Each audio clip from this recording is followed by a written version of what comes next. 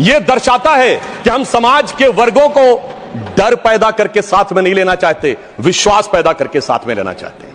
आज हमारे गृह मंत्री आदरणीय अमित शाह जी गुजरात का प्रतिनिधित्व करते हैं, प्रधानमंत्री जी उत्तर प्रदेश से प्रतिनिधित्व करते हैं। सभापति जी, यह संयोग भारत के इतिहास में 3 बार बना है।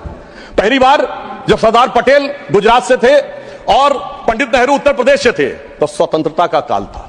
दूसरी बार लाल कृष्ण आडवाणी जी गृह मंत्री थे और अटल बिहारी वाजपेयी जी उत्तर प्रदेश से थे, तब भारत ने 21वीं सदी में प्रवेश किया था।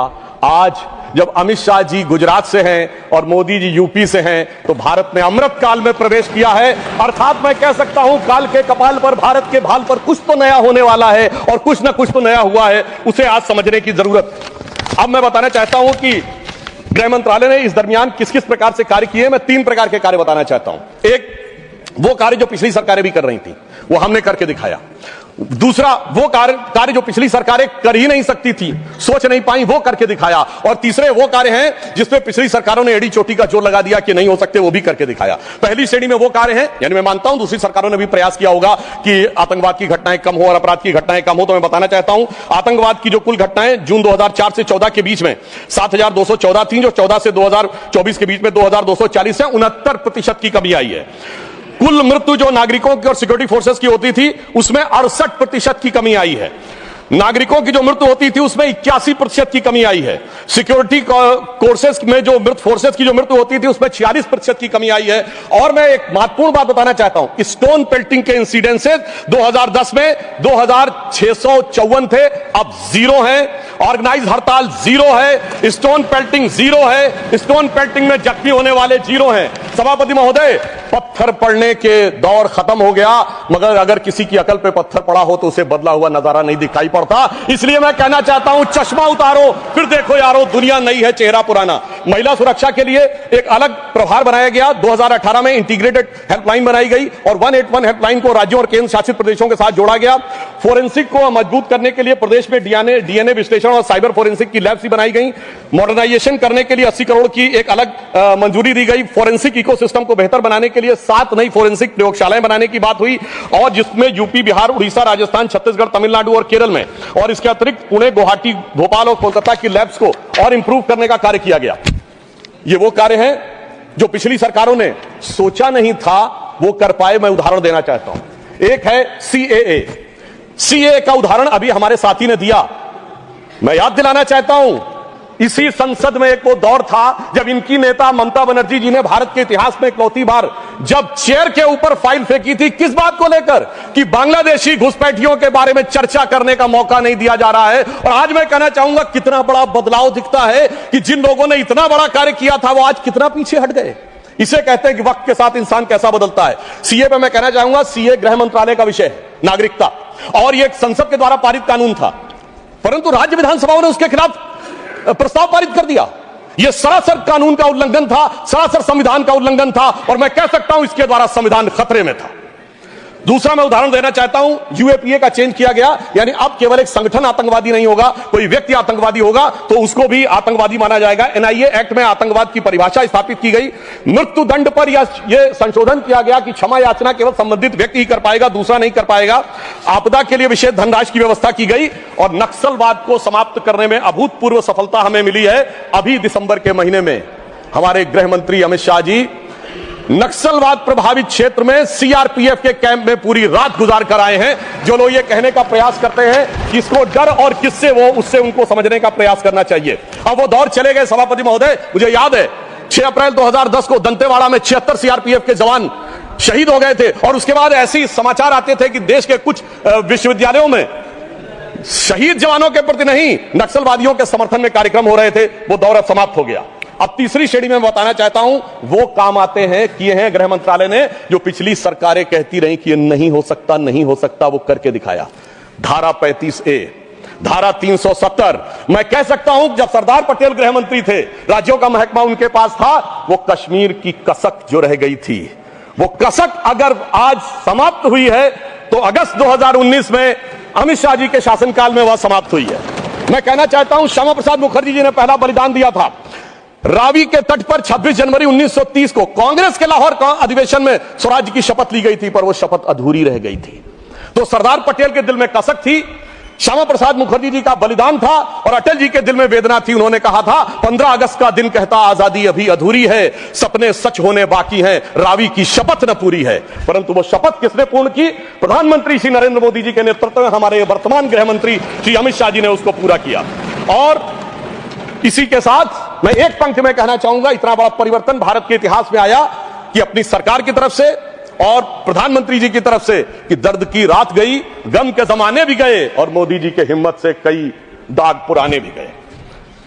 इसके अलावा जो कश्मीर में बड़ा परिवर्तन आया, मैं एक उदाहरण बताना चाहता हूं। अभी हमारे साथी ने डर का उल्लेख किया तो मैं बताना चाहता हूं, 10 सितंबर 2024 को भारत के पूर्व गृह मंत्री सुशील कुमार शिंदे जी का बयान था कि मैं गृह मंत्री के रूप में जाता था तो डल लेक में मैं गृह मंत्री के रूप में होता था और डर के मारे उनकी क्या हालत होती थी, वह शब्द संसदीय नहीं है।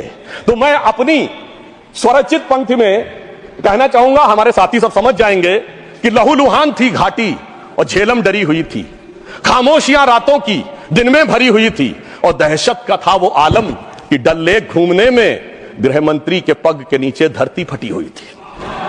और आप समझिए आज हमारी स्थिति यह है कि हमारे गृह मंत्री वो हैं जिनको देखकर आतंकवादियों की छाती फटने लगती है और आतंकवाद के समर्थन करने वालों के छाती में दर्द होने लगता है। सभापति जी, मैं कहना चाहता हूं, उनकी सरकार और हमारी सरकार में अंतर था जो भारत की परंपरा में है। उन्होंने बहुत दिन नाग पंचमी की, नागों को दूध पिलाया, हमने जन्मेजय का नाग यज्ञ करके दिखाया जिसमें सारे नाग आकर समाहित हो गए। तो मैं एक पंक्ति में कहना चाहूंगा, कश्मीर घाटी को लहूलुहान करने वालों सुनो, एक भी शहीद हुआ जवान नहीं भूले हैं और दूध भी पिलाते हैं परंपरा हमारी मित्र, किंतु नाग यज्ञ का विधान नहीं भूले। और मैं ये कहना चाहता हूं, दूसरा उदाहरण, एक सिर्फ दूसरा उदाहरण, हमारे कांग्रेस के युवा नेता जिन्होंने तथाकथित भारत यात्रा निकाली, उसी कश्मीर कहते हैं कि हालात नहीं बदले। इस पूरे देश ने वो दृश्य देखा जब भैया और बहन दोनों सुरक्षित वातावरण में मधुर मनोभावों के साथ बर्फ के गोले के साथ खेलते नजर आ रहे थे। और ये वही कश्मीर था जहां उनके गृह मंत्री के पैर के नीचे धरती फटी जा रही थी। इतना बड़ा बदलाव भी दिखाई नहीं पड़ता। मैं पूछना चाहता हूं मेरे भाई कि अगर आप ये कहना चाहते हैं वही कश्मीर था जहां ऐसा इसके झंडे दिखाई पड़ते थे, जहां पाकिस्तान जिंदाबाद के नारे दिखाई पड़ते थे, वहां पर अगर आरजी और पीजी दोनों एक साथ सुरक्षित थे, एसजी भी खुश रही होंगी, मुझे लगता है जीजा जी को भी खुशी का एहसास होना चाहिए।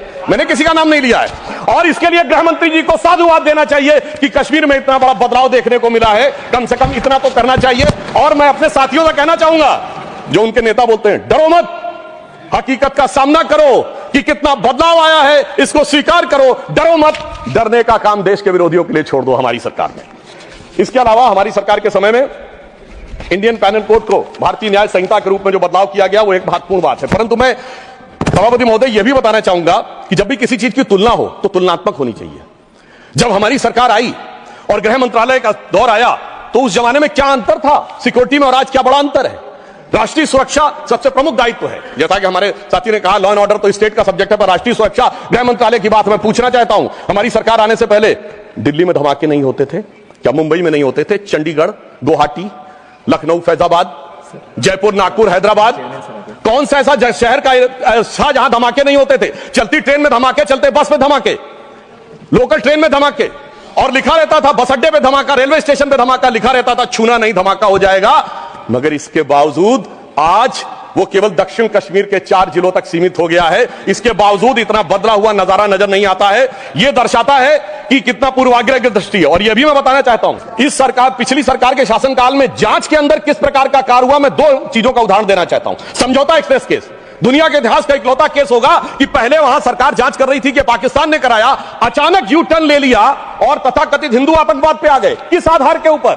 आरोपी के रूप में शिवानंद जी का जेल में इंटरव्यू। मैं पूछना चाहता हूं जेल में इंटरव्यू कैसे हुआ? बजाय इंटरव्यू लेने वाले पे कार्रवाई होने के पुलिस के सामने दिया गया बयान एडमिसिबल नहीं होता है और इंटरव्यू के आधार के ऊपर चेंज कर दिया। जबकि डेविड कोलमैन हेडली की तीसरी पत्नी फौजिया का अमेरिका में दिया इंटरव्यू है जिसमें सीधे सीधे उसने कहा कि यह पाकिस्तान का इन्वॉल्वमेंट था। दूसरा उदाहरण देना चाहता हूं, इशरत जहां केस। यह दुनिया के इतिहास में इन्वेस्टिगेटिव एजेंसी में एक अद्भुत उदाहरण होगा कि पहले भारत की आईबी और सीबीआई दोनों कह रही थी कि इशरत जहां आतंकवादी है, फिर अचानक सीबीआई ने स्टैंड चेंज कर दिया और कहा वो आतंकवादी नहीं है, मगर सभापति महोदय आईबी चीफ कहते रहे कि वो आतंकवादी है। यानी ऐसा विचित्र उदाहरण था कि एक ही सरकार की दो एजेंसी एक दूसरे के खिलाफ बोल रही थी, और जब हमारी सरकार आई और हलफनामा बदलने का आधार पूछा गया तो सभापति महोदय फाइल गायब थी। यह दर्शाता है कि सिक्योरिटी का किस प्रकार से मजाक उड़ाया गया। 26/11 का हमला हाफिज सईद ने कराया, यह इनकी सरकार मानती थी, मगर हमारे कई सम्मानित नेता उस तरफ बैठे जो कहते थे आरएसएस ने कराया। सिक्योरिटी का जिस प्रकार का मजाक इनकी सरकार में उड़ाया गया है, यह दर्शाता है कि वो सिक्योरिटी किस प्रकार की थी। मुझे समझ में नहीं आ रहा था कि वो लोग जो अपने जमाने में क्या कहते थे कि इशरत जहां बेटी है, याकूब मेनन की जुडिशियल किलिंग हुई है, अफजल हालात का मारा है, जाकिर नायक शांति का मसीहा है, ओसामा जी हैं, हाफिज साहब हैं, इस हालात के बाद क्या होना था? मैं पूछना चाहता हूं, ये डर के बोल रहे थे या प्रेम से बोल रहे थे? या आपकी मोहब्बत की दुकान के सरमाएदार थे या मोहब्बत की दुकान के खरीदार थे? और मैं सिर्फ अब दो स्टेटमेंट कोट करना चाहूंगा उस सरकार की हालत के लिए। 20 जनवरी 2013 को तत्कालीन गृह मंत्री सुशील कुमार शिंदे जी ने जयपुर में वक्तव्य दिया कि आरएसएस के कैंप्स में टेरर ट्रेनिंग की जाती है, और जब सुषमा स्वराज जी ने आके सदन में पूछा, गृह मंत्री ने अपना बयान वापस ले लिया। सोचिए, इस प्रकार का मजाक भारत की सुरक्षा के साथ कभी सुनाई नहीं पड़ता। और 14 जुलाई 2011 को कांग्रेस के एक चिर युवा नेता जो चिर क्रोधित और चिर आक्रोशित रहते हैं, उन्होंने एक वक्तव्य दिया था, but terrorism is something that is impossible to stop all the time.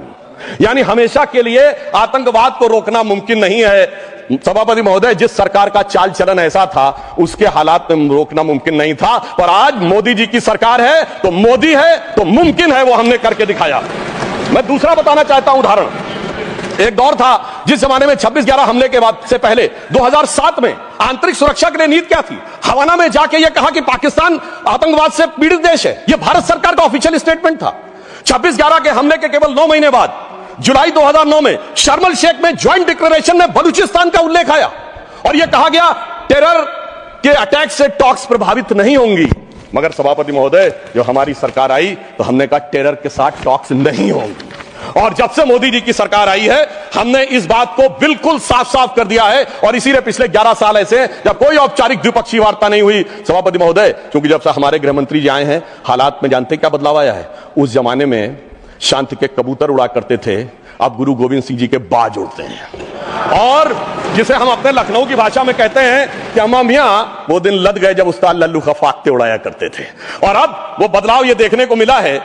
ये लोग तो वो हैं सभापति महोदय जिन्हें भारत इतना कमजोर चाहिए था, किसी संसद भवन की छत के ऊपर जो शेर बने हैं उसके लिए लोग गए थे कोर्ट में कि शेर ज्यादा आक्रामक दिख रहे हैं।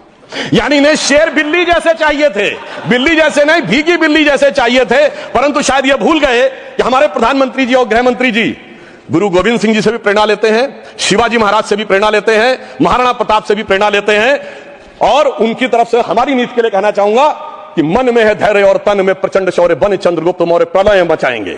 और महाराणा और शिवा की संतति कहाते हम शीश कट जाए भले झुकने ना पाएंगे। और बार बार छेड़िए ना भारत स्वाभिमान को, अन्यथा बाद में बहुत पछताएंगे। सौगंध मां भवानी की उठेगी ललकार जब आपके घरों पे चील कौवे मंडराएंगे। और ये आपने देखा, ये बालाकोट में भी दिखा, ये सर्जिकल स्ट्राइक में भी दिखा। तो तब हमारे विरोधी क्या कहते थे?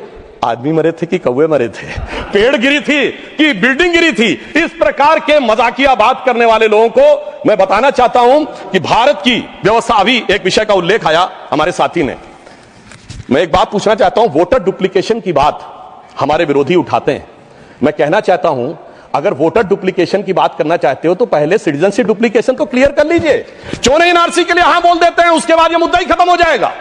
भाई, जब आप कह रहे हैं कि वोटर्स को लेकर आपके मन में संदेह है तो एक बार एनआरसी करवा दीजिए। दूध का दूध, पानी का पानी। मगर सभापति महोदय, एनआरसी क्यों नहीं करानी है? उसका कारण यह है कि पिछले चुनाव में सबसे बड़ी जीत कहां पे हुई है? असम की धुबरी सीट पे कांग्रेस के नेता रकीबुल हसन 10,25,000 से जीते हैं। और असम के जो हमारे साथी यहां बैठे होंगे, धुबरी को मिनी बांग्लादेश कहा जाता है। तो इसलिए एनआरसी नहीं करानी है, मगर डुप्लीकेशन का मुद्दा उठाना है। मैं पूछना चाहता हूं जो लोग इस विषय को उठाना चाहते हैं। सर, मैंने तो बोला ही नहीं, मैंने तो सिर्फ ये तारीफ की वो जीते हैं। I have just put up the facts and nothing personal. I have said he has got the biggest. Sir, हमने तो सिर्फ एक डाटा बताया है। Sudhanshu ji, take your seat. Honourable members, एक second, 1 second. Honourable members, my very extensive ruling is there that this house, the Council of States, is well within its rights to discuss conduct of any person, including member of that house. Not, I will look into it. Look here. 1 second. One second. Honorable HM. मान्यवर, मैं बड़े ध्यान से माननीय सदस्य का भाषण सुन रहा था। इन्होंने कोई टिप्पणी माननीय सदन के दूसरे सदन के सदस्य के लिए नहीं की। इनका जीत का मार्जिन बताया, वो रिकॉर्ड का हिस्सा है मान्यवर, भारत के चुनाव आयोग के रिकॉर्ड का हिस्सा है। और इसमें अगर थोड़ा ऊपर नीचे होता होगा 2-5 हजार, तो कल भाई लेटर देकर सुधार देना सुधांशु। नहीं, एक सेकंड। माननीय सदस्यगण, इसी सदन में जब तत्कालीन सदन के नेता पीयूष गोयल जी ने लोकसभा के सदस्य जिन्होंने विदेश में जाकर भारत पर कुछ टिप्पणियां की थी, वो मुद्दा उठाया तो एक पॉइंट ऑफ ऑर्डर रेज किया गया और पॉइंट ऑफ ऑर्डर का मैंने निर्णय दिया और मैंने कहा कि अपने रूल स्पष्ट हैं और रूल ये कहते हैं कि लोकसभा के सदस्य के बारे में चर्चा यहां हो सकती है। अंकुश एक है नियम में, नियम बहुत स्पष्ट है कि आप आरोप नहीं लगा सकते और आरोप लगाते हो तो सभापति को सूचित करो। मैंने बारीकी से तत्कालीन सदन के नेता पीयूष गोयल का बयान देखा। उन्होंने लोकसभा के सदस्य के बारे में जो कुछ कहा वो हूबहू लंदन में उन्होंने कहा और चूंकि वो भारत विरोधी था, as it is I have to give my ruling. Sudhanshu ji, you will conclude tomorrow. The House stands adjourned to meet at 11 a.m. Thursday, the 20th of March 2025.